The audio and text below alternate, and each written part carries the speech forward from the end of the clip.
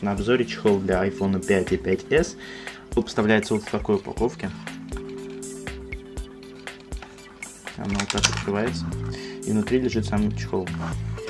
Давайте же его распакуем.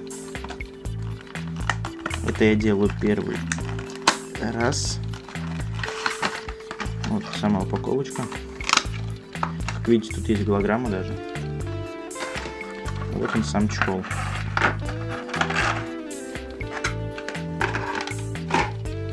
Сам чехол на самом деле очень тонкий. То есть он практически не гнется.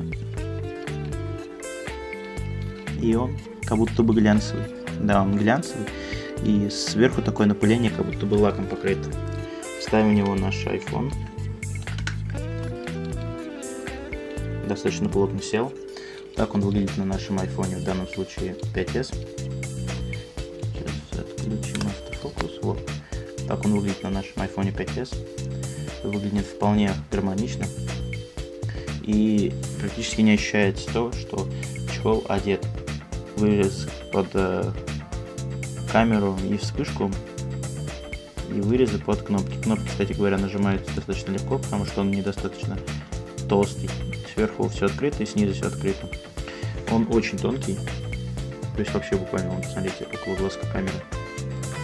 Этот чехол подойдет тем, кто хочет максимум тактильных ощущений от своего iPhone. Всем спасибо за просмотр, всем пока.